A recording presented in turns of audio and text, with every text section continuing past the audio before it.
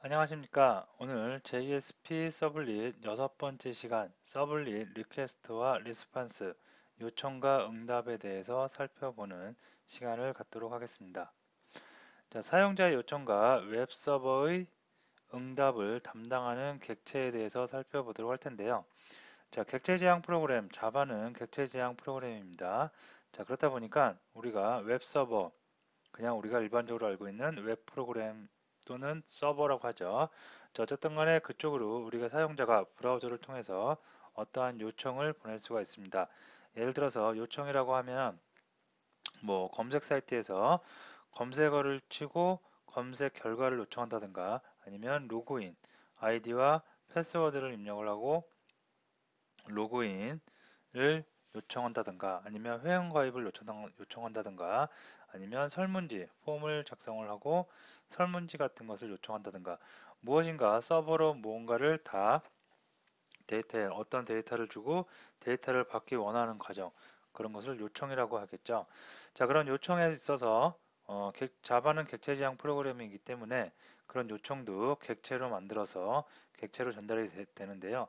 그럴 때 그 객체 이름을 우리가 리퀘스트 객체라고 합니다.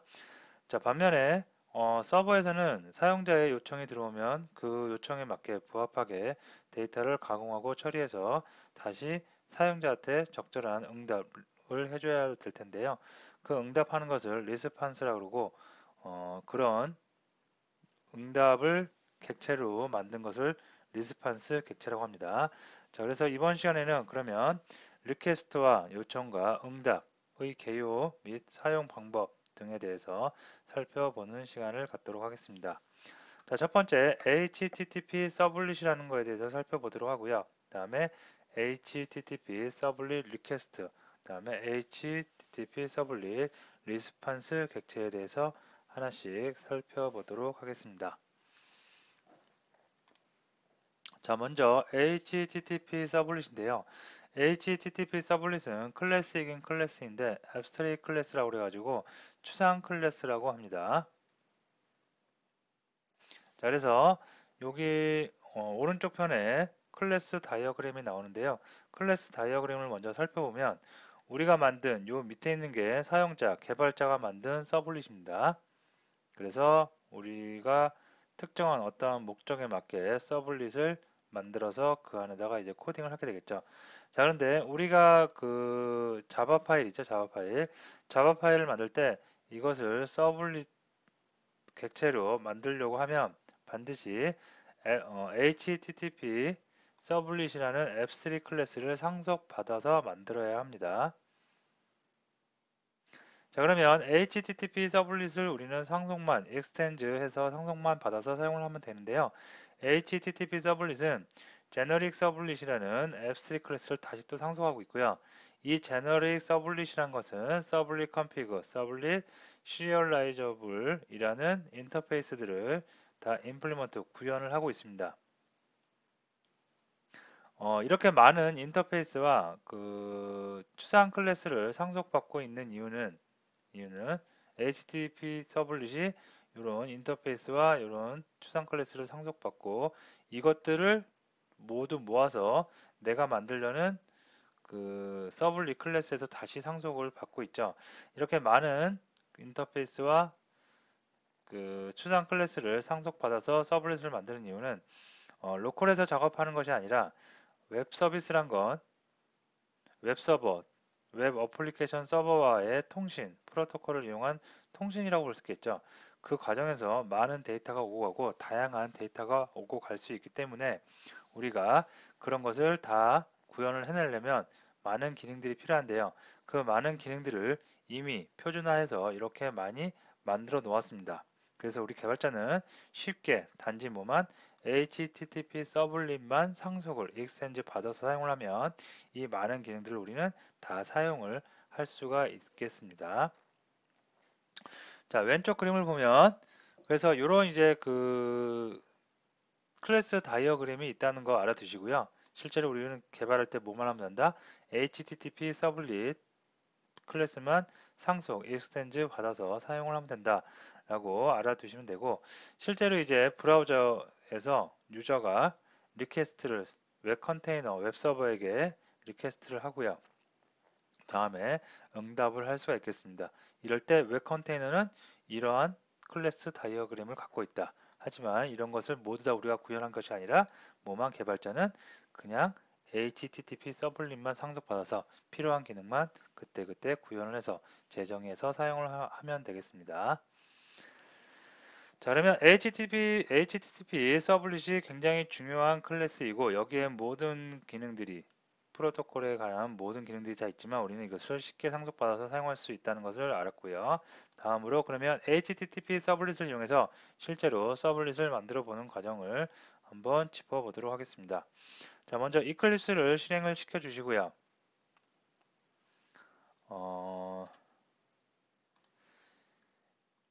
프로젝트를 만들고 서블릿을 만들어 볼 텐데요. 우리가 그동안 서블릿 맛보기에서 서블릿 프로젝트를 만들고 서블릿을 만들고 URL 매핑도 해봤죠. 그거와 동일한 내용입니다. 그래서 여러분들이 지금까지 앞에 선행학습을 잘 하셨으면 별 어려움 없이 하셨으리라 생각이 들고요. 자, 여기서 임포트를 뉴를 해서 실제로 프로젝트를 하나 만들어 보도록 할게요.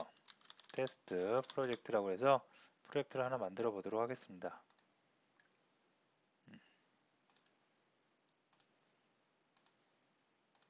자, 여기다가 이제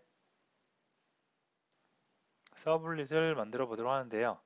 서블릿 패키지는 com.서블릿으로 하겠습니다. 자, 클래스 네임을 뭐로 할까요? 테스트 서블릿 클래스라고 할까요? 네, 이름은 이렇게 적당히 지어주도록 하고요. 넥스트, 그 다음에 매핑, URL 매핑 어떻게 할까요? URL 매핑은 말을 줘서 TSC라고 할까요? TSC로 하겠습니다. 테스트 서블릿 클래스라고 TSC로 간략하게 표현을 하도록 하겠습니다. 네. 자, 이렇게 해서 서블릿을 쉽게 만들 수가 있고 이 서블릿은 서버에서 실제로 구동시킬 수가 있겠죠. 자, 여기 보시면 이렇게 이클립스를 이용해서 우리가 손쉽게 서블릿을 만들 수가 있었는데 자동으로 만들어진 거죠. 자, 여기서 보시면 좀 간략하게 표현해 볼게요. 필요 없는 것들 좀 지우고 간략하게 표현을 해보도록 하면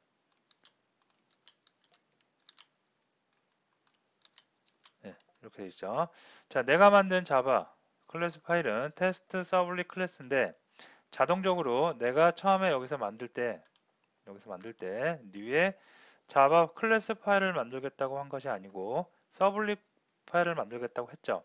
그러니까 클래스 파일을 만들 때는 상속받은 익스텐지가 없었을 텐데요. 여기서는 서블릿을 만들었기 때문에 자동적으로 알아서 익스텐드 해주고 있습니다. 무엇을?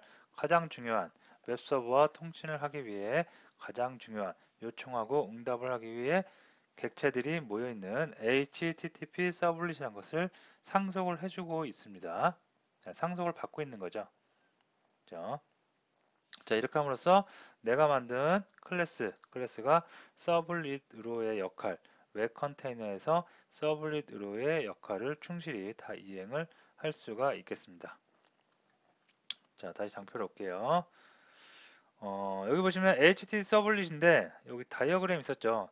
이왕 살펴본 김에 HTTP 서블릿 한번 컨트롤 캔으로 클릭을 하면 이 HTTP 서블릿이 이렇게 어떻게 되어 있는지 서머리 형태로 보여집니다. 그래서 HTTP 서블릿은 앱스트릭 클래스라고 여기 나오고요. 퍼블릭 앱스트릭 클래스 그다음에 여기에 있다. 그리고 익스텐드 뭘 하고 있어요? 제너릭 서블릿을 다시 상속받고 있죠. 다시 장표로 와서 보면 실제로 앱스트릭 클래스고요. 얘는 어떻게 제너릭 서블릿을 다시 상속을 받고 있는 것을 우리가 볼 수가 있겠습니다. 참고적으로 하나 더 말씀드리면 우리가 다이어그램은 뭐 주로 계속 보면서 작업할 일은 없어요. 간혹가다 한번 클래스의 구조가 어떻게 되는지 한번 살펴볼 때 보도록 하는데요. 그럴 때 이렇게 화살표로 되어 있는 거, 실선으로 되어 있는 화살표는 상속 관계에 있는 거고요. 이렇게 점점점점 이거는 인터페이스 구형 관계에 있는 다이어그램을 나타냅니다. 참고적으로 알아두시고요. 자, 다시 돌아와서 그래서 어쨌든 서블릿을 만들 때는 반드시 HTTP 서블릿을 상속해서 만들어야 되는데 이클립스는 내가 자바 파일을 만들겠다. 아니고 서블릿을 만들겠다 하면 자동적으로 익스텐즈에서 서블릿을 만들어 주게 됩니다. 자, 그 다음에 그러면 HTTP 서블릿 리퀘스트, 우리가 HTTP 서블릿에서 HTTP 리퀘스트와 HTTP 서블릿 리스판스를 이용할 수가 있겠는데요. 여기서 리퀘스트, 그 다음에 리스판스에 대해서 하나씩 살펴보도록 하겠습니다. 자, 여기 보시면 두 get하고 두 post가 있는데요. 다 사용자의 요청에 의해서 응답을 하는 메소드들입니다. 그래서 두 get은 서블릿으로 요청되는 데이터 그 전송 방식이 get 방식일 때, post는 post 방식일 때 해당 메소드가 호출되면서 여기서 우리가 어떠한 일을 수행하면 되겠는데요. 자, 어쨌든 이렇게 실제로 일을 하는 메소드에서 파라미터로 기본적으로 HTTP 서블릿 리퀘스트와 HTTP 서블릿 리스판스라는 객체를 다 받고 있어요. 이게 바로 유저, 서버에 어떤 것을 요청하고 요청한 거에 대해서 서버가 다시 유저한테 응답해주는, 즉 요청과 응답에 대한 객체들입니다. 그러면 우리는 이것을 가지고 여기서 예를 들어서 사용자가 어떤 것을 요청했는지 파악할 때는 리퀘스트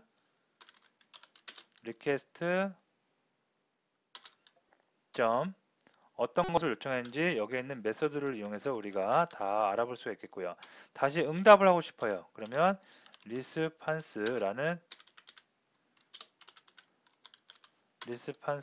객체를 이용해서 여기에 있는 메소드들을 이용해서 작업을 해줄 수가 있겠습니다. 아시겠죠? 자, 그래서 이것도 마찬가지로 이클립스가 다 알아서 기본적으로 세팅을 이렇게 해줍니다. 두 개의 두 개의 파라미터를 준다. 근데 두 개의 파라미터는 뭐예요? 꼭 필요한 HTTP 서블릿 리퀘스트 요청 객체와 HTTP 서블릿 리스판스 응답 객체이다. 우리는 이것을 가지고 이 안에서 요청에 관한 어떠한 처리를 할 때는 요청, 리퀘스트 객체를 이용하면 되겠고요. 사용자한테 뭔가 응답을 해줘요. 응답을 해주기 위한 작업을 할 때는 리스판스라는 객체를 이용하면 된다라고 정의를 내려주시면 될 것 같습니다. 되시겠죠? 자, HTTP 서블릿 리퀘스트의 주요 메소드들 몇 개만 살펴보면 get cookies가 있고요. get section, 쿠키 정보를 갖고 있고 그 다음에 그 세션 정보를 얻어올 수가 있겠습니다. 자, 어트리뷰트는 리퀘스트의 어떠한 속성을 가져올 수가 있겠고요. 속성에 대한 속성 값을 가져오는 거죠. 그러니까. 그리고 set은 그 속성을 하나 추가할 수 있어요. 예를 들어서 요청에 A라는 속성을 주고 싶어요. 그러면 set attribute A 다음에 A라는 속성에 10이라는 데이터를 넣고 싶어요. 그러면 10이라는 데이터를 여기 넣어주면 되겠죠. 그래서 request라는 객체에 속성으로 A라는 속성을 주고 그에 상응하는 값인 10이라는 밸류 데이터를 넣을 수가 있겠습니다. 그래서 주요 메소드들 이 정도가 있고요. get 파라미터, 그다음에 names, 그다음에 get 파라미터 values가 있는데요. 이거는 뭐냐면 뒤에서 나올 텐데요. 로그인이라든가 회원가입 폼을 여러분이 그 절차를 잘 보시면 어떤 양식, 폼에다가 어떠한 양식, 여러분들의 이름, 나이, 생년월일, 뭐 이메일 주소, 패스워드 등등의 데이터를 입력을 하고 그 다음에 서밋 버튼을 누르면 전송이 되는 거죠. 그럴 때 그런 폼의 각 네임이나 아니면 패스워드나 취미 뭐 그런 것들의 이름이 있습니다.